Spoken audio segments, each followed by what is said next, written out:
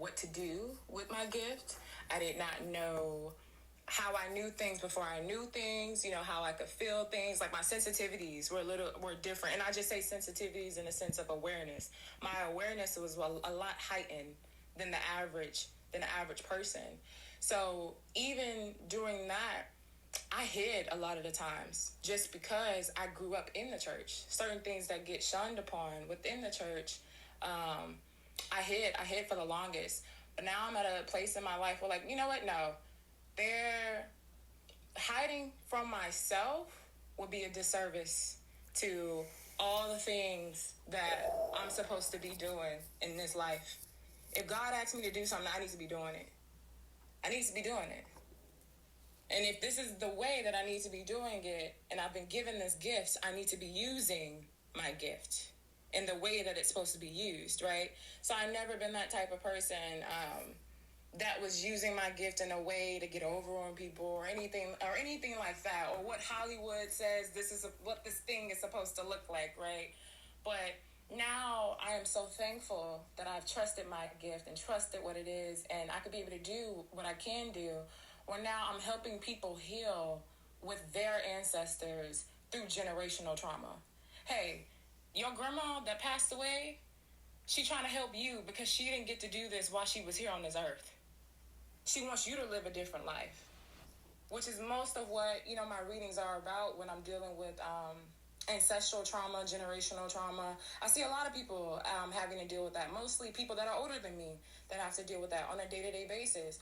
Or sometimes people need guidance on how to be more self-aware, how to be more present in the moment. And the fact that I've taken the time to do the work, I can now go and teach somebody else how to do that. How to debunk old belief systems, because I've taught myself how to do this, and now I can teach somebody else. And I feel it's really important to pay it forward. If you know something, and you know somebody needs something, whether this is just like knowledge, simple knowledge, you can pay it forward for the next and the next and then the next. That way we're not suffering together. But why do you feel like you had to hide who your true self to because of religion? Why? Because of the church? Why do you feel that way? Why couldn't you be yourself within the church? Just because if I ever brought it up, it would get shunned upon. And so you get to a point where I'm so sick and tired of like bringing this up to the point where it's affecting me. It's like I don't feel like I'm protecting myself. And so for the longest, it was more so I had to do things in secret. I couldn't. So anything that I believed in my mind, okay, let's make sure I'm journaling about it. Making sure I'm talking myself through it. Instead of, if I can't go talk to other people about it, I can at least talk to myself. I can at least talk to God, right? That was my comfortability. And it then gotten to that point where I'm like, you know what? Now, I'm an adult now. I get to make the decision. I don't have to be around these people, number one. There's a choice. I don't have to be around these people anymore. And if these people don't fuel my soul in the way that I need it to be fueled when I'm interacting and connecting with people, God will send me something by me living in my truth. By me living in my truth, I can attract those connections that are meant for me. And once I started doing that, that's when the switch happened. So that goes back into shifting your perspective, being your most true and authentic self. I started getting the people who understood what I was going through, as far as connecting with people that were crossed over, or knowing things that I didn't know that I knew before it even happened sometimes, And I realized how much that was a strength of mine, and I put confidence within that strength. I think what you are showing a lot about the church. Other people can agree in the chat because I see their hearts.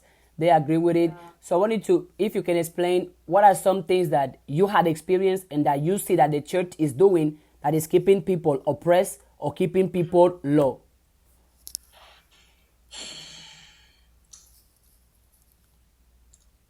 I would say one of them, and this is just based off my own experience, how the Bible gets interpreted. And it gets interpreted in a way where, because say this because they'll use like they'll use the workplace as an example. They was like, oh, well, you don't like this person at your job, and you don't like this person like within your family, and then they'll say something like, oh, well, you can tell them off, right? And I'm not really a big scripture person. But they'll be like, oh, okay, well, you can just tell them off. Tell them how you feel. But then I'm like, have we talked about healthy boundaries? Have we talked about the importance of making sure we're not people pleasing? Are we talking about the importance of making sure that not only if you're setting a boundary with somebody else, are you respecting your own boundary when you set that boundary? Are we talking about that? And I think for me, that's why I always felt confused, because I'm just like, okay, you're telling me what to do outside of myself, but what is the real work internally? So I know what to do the next time this happens. Because somebody else is going to try you. Are you teaching me how to respond differently? Or are you teaching me to respond like this, how you're telling me to do it? Just because you're taking this one verse from this is how you're interpreting this one verse from script, like from the Bible. We haven't gone into that. And so I think for me, that's where I fell out, because I was like, I don't know what I'm really supporting. What am I supporting at this point? You know, I don't really I felt more in tune with my relationship, not only just with God, but my relationship with the world. Whether this is people, whether this is Mother Gaia, my connection to the earth. I'm giving thanks to the earth because I can eat. Giving thanks to the earth that I can breathe clean air. Like, these are things that I think about on a grander scale. Like, it's all connected. Energy never lies. Energy never dies. It's transferable. We are all embodiment of energy. And so what we put out to the world is what we get back. And another thing that definitely confused me was, like, tithes and offering. Like, if we've just been preaching about how, you know, a sister that has told you she's been struggling, right? And we're talking about tithes and offering, where is this going? Have we figured out a developmental program for mental health or something with the lady that's struggling with money issues? You know, is this tithes and offering for today going to her today? Like, these were things that I had a very curious mind of, but then you end up asking the wrong questions, right? So that, like, you know, and then they call you crazy because they're like, oh, you don't know what you're talking about. Tithes and offering, we giving to God. We giving to God. I'm like, oh, well, I mean, the pastor just rode around with a new Benz today, and he already got an Escalade. So who is really winning right now? Who's winning? He did y'all just see his new watch? I know how much that watch costs. That's more than my car. So what? Who is really winning? You know, let's be real about this. And I think, because I think you talked about this yesterday, just about you ask these certain questions and then nobody has an answer all of a sudden. You start asking the right. That's why I said get really familiar. People tell on themselves. When you ask the right questions, pay attention to how people speak. Pay attention to their body language. Pay attention to whether they don't want to answer a specific question, because they will tell on themselves. Become Become the observer. Become the observer. Because you will learn about people, and then you can use your discernment. You can use your discernment, because then you know. Another thing too, I'll say to somebody real quick. I just, like, for 2024, based off what I've been through, the negatives and the positives of my life, I finally sat down and wrote down all my non-negotiables in relationships. Whether this is a romantic relationship, and whether this was just platonic relationships with friends, family, anything like that. and I said, okay, this is my list. If you can't think for yourself, I can't be around you. If you're codependent, I can't be around you. I can't do it. If you have aggressive behavior and you don't know how to think for yourself, I can't be around you. I don't care. I don't care what your background's from. I can give you love. I can give you grace and compassion for where you are and that you're on your own journey. But I know that I can't be around you. And that is me respecting my own boundaries, as we all should. And then you will start attracting other people who also can respect your boundaries as well. That's my piece. You had only three non-negotiables, or you said 4? No. There's let me see. My journal's sitting right next to me too, because I just you know what's so funny about this, Ada? I just came from a walk in nature. I was with the trees. I was with the lake, with the water. You should have tagged me, but whatever. You don't like to share. Whatever. Yeah. Selfish. Give me one sec, because I wrote them all. Because I know somebody needs to hear those non-negotiables. Maybe you should kick in it. Well, you all take notes, pen and paper, ready, non-negotiables. And she will explain. I'm looking for it. And she will explain how important it is and the benefits of it. You're like, you're listening. Take notes. Take notes and read them every day. Here we go. 2024 non-negotiables. Yeah, it's my non-negotiables list. So, my first one, people that are pushy, because if I tell you no, and then twice, and I've already explained you what my no is, and why my no is, and why I'm declining, which I don't have to do, but it's depending on the situation. If you don't respect my no, and you make me feel uncomfortable, and you keep pushing onto me, that is a key indicator of you not respecting my boundaries. Because my no, if I'm saying no to you, I'm saying yes to myself. If I'm saying no to an opportunity, that means I'm saying yes to another opportunity. That's how I see it. Codependency energy and opportunist energy. So somebody that's leeching or vampire energy. Do not depend on me to make your life better than what it is. That is not my job. And this stems from, I used to have people pleaser syndrome. I grew up with that. I grew up as the middle child. I grew up as having to wait my turn. So these are things that I've had to untrain my mind from. You're using the work that I put in for myself as the way to leech off of my success, making me an enabler to you not being independent. I am not going to become an enabler and fixing it for you. That's one thing I will not be doing. So I'm not interacting in any of those relationships. Materialistic. Too much into the 3D world and too much in worldly possessions. So misusing and abusing worldly possessions. If given the chance, will you be persuaded to choose the latter as opposed to sticking to morale instead of sticking to truth, right? So that will be another one. Not being open. So that just means lack of emotional intelligence and communication. If you can be open and honest and take the truth and have the truth for what it is, we look, I can't do it.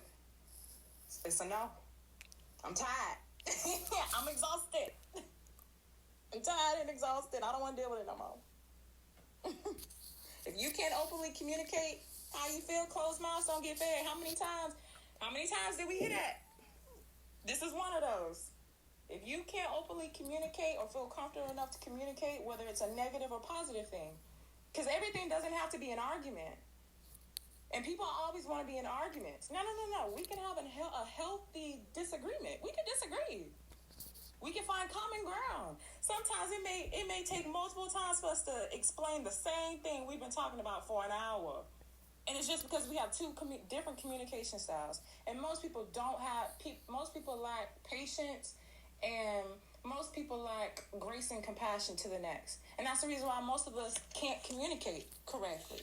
But for those that try, kudos to you. My next one would be just being abusive, whether this is emotionally, physically. If you make me feel some version outside of myself, nope. If I feel like I am unsafe, nope. You got to go. Can't do it. And you don't know how to apologize and take accountability, yep, you got to go. No. You have to leave. Or, I will leave. I will walk away. Because I can use my discernment, right? I'm in my right mind to do that. Next one is anger issues. You do not have control over your own emotions, which results to you lashing out on others for little things. So you harbor your anger and you're refusing to manage, refusing to take your accountability. Not saying you can't be angry. Validate your emotions, validate your experience for what they are, and now let's move on.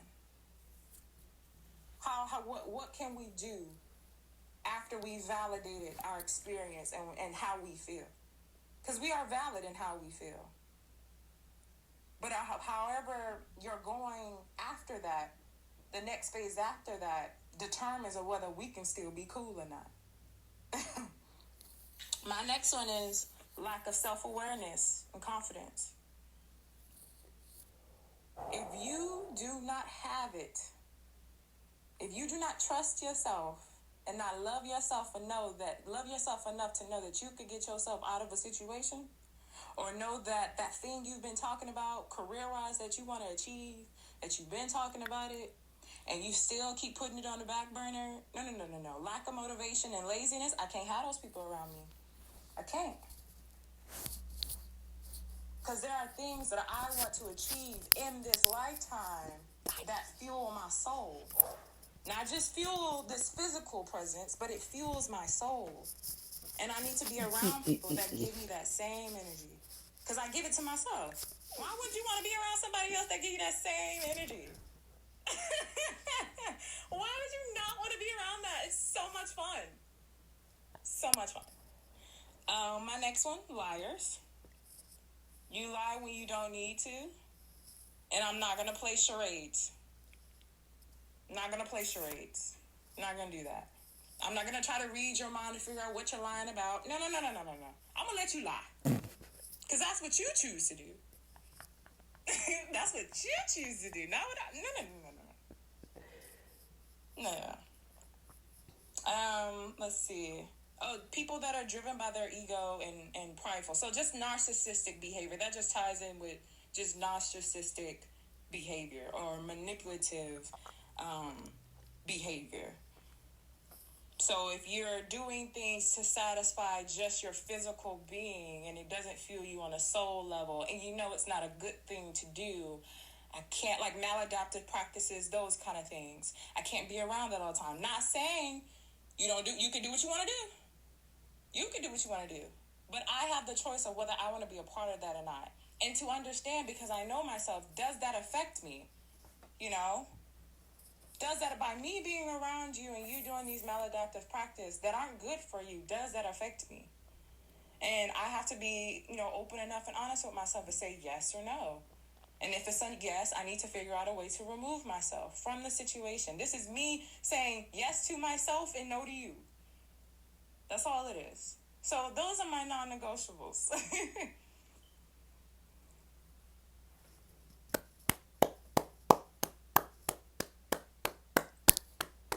Was everybody taking notes in the chat? Because non-negotiables. See, the one who said it, but a lot of you had to apply it. Whoop. Yes.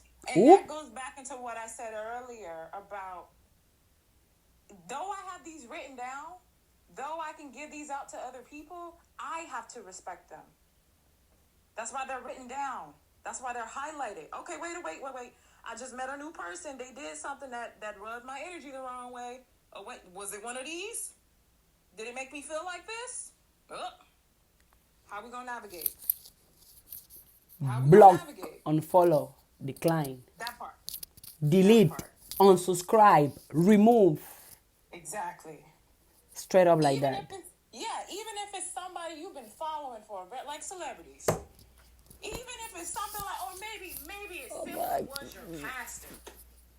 If we gonna talk about church, you realize, oh wait a minute, he has manipulative behavior, and that is a part of my non-negotiables. Well, okay, maybe the first thing is to remove myself. I need to go find me a new church, a place that feels a lot more wholesome for me. You know, somebody I really feel tied with. You know, maybe that's what it is. Whoever it is.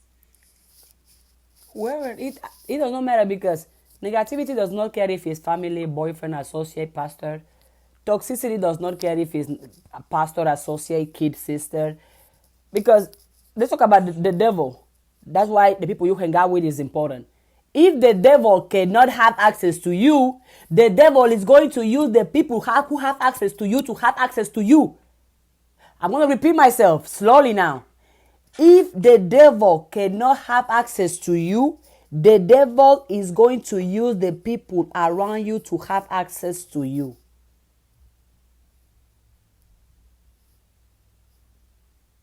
Yeah, I see this lady said in the comments, she said, you must